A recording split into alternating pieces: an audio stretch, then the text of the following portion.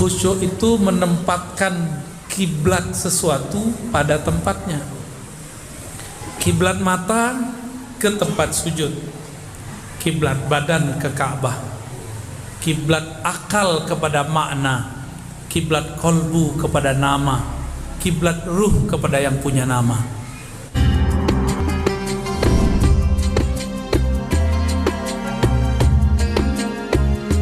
Assalamualaikum warahmatullahi wabarakatuh. Bismillah, alhamdulillah, wassalatu wassalamu ala rasulillah Sayyidina Muhammad ibn Abdullah wa ala alihi wa sahbihi wa mawala la hawla wa la quwwata illa billah, ma ba'du. Teman-teman subscriber dimanapun Anda berada, pada kali ini saya akan menjelaskan tentang bagaimana cara kita khusyuk di dalam sholat. Banyak saya mendengar dari banyak orang bahwa definisi khusyuk itu adalah kita di dalam sholat harus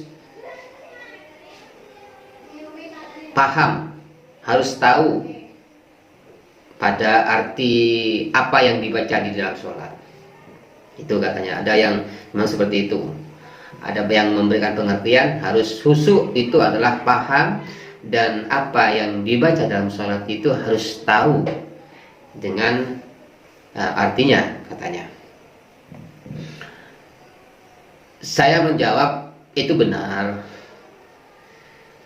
Benar dalam artian seharusnya orang yang sholat itu harus tahu apa yang dibaca di dalam sholat itu, apalagi tahu dengan artinya, akan semakin khusyuk kita melaksanakan sholat. Itu di tatanan syariat memang seperti itu. Cuman saya berpikir begini, bahwa kalau khusyuk itu hanya diartikan sebagai harus tahu dengan apa yang dibaca dan paham dengan arti apa yang dibaca dalam sholat, maka saya lalu kemudian di dalam benak hati saya, bagaimana kaitannya dengan orang yang awam yang tidak tahu melafalkan dengan kan sama artinya.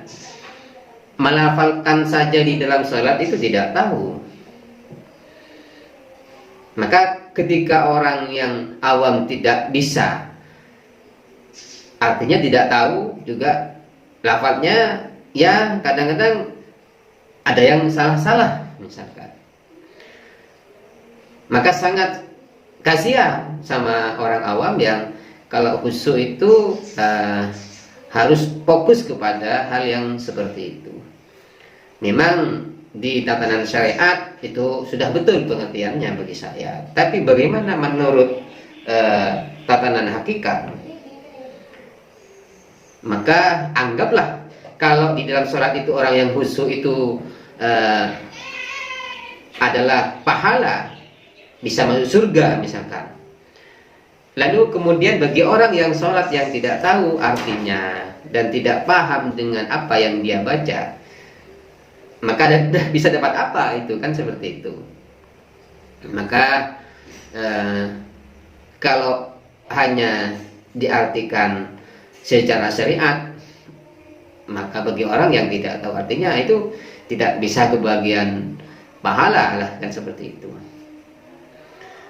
Maka lebih dari itu saya mengertikan bahwa yang dimaksud khusyuk itu selain kita paham dengan apa yang dibaca dan artinya dia tahu apa yang dibaca di dalam sholat, maka lebih dari itu, maka kehadiran qalb, kehadiran hati, ruh kepada Allah itu juga lebih penting.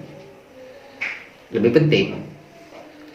Maka yang dikatakan sholat yang sebenarnya, baik itu menurut syariat, hakikat dan makrifat, maka harus jasmani dia melaksanakan sholat, bagaimana ruh kita juga bisa melaksanakan sholat. Itu yang dimaksud. Maka sangat benar sekali apa yang dikatakan yang difirmankan Allah dalam Al-Quran, fawailul lil musallin alladzina hum an salatihim sahun.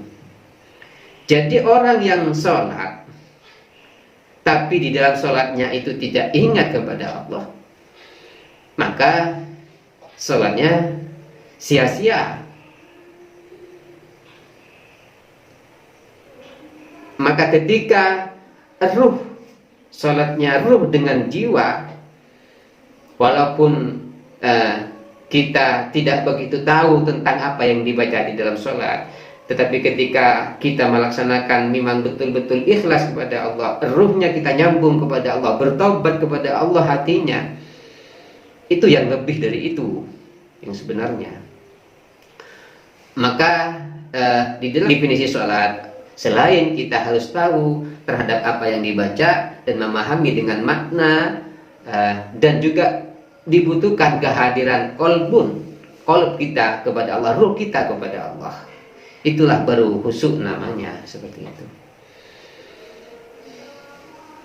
Maka dengan demikian sedikit kami memberikan pencerahan tentang bagaimana sholat yang khusyuk itu yang sebenarnya. Karena kita sholat itu sulit untuk menjadi khusyuk sebenarnya kalau kita, kolbu kita, ruh kita tidak dilatih untuk berzikir kepada Allah. Maka yang penting di situ juga, maka kehadiran hati kita di dalam semua gerak kita, di dalam pelaksanaan amaliyah sholat kita, maka harus adanya unsur hati yang juga hadir kepada Allah.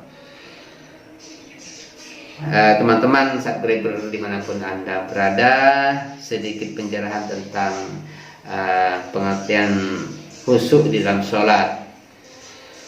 Semoga kita semua kaum muslimin muslimat dimanapun Anda berada, semoga bisa melaksanakan sholat dengan sebaik-baiknya, agar kita tidak terkena dengan apa yang dimaksud Allah dalam Al-Qur'annya, dalam Al-Qur'an, fawailul lil musallin alladzina hum an salatihim sahun.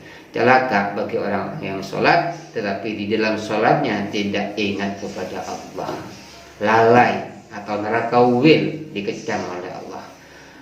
Maka marilah kita bersama-sama belajar untuk menjadi hamba-hamba Allah yang memang betul-betul takwa kepada Allah, dan selalu hati kita bersama Allah.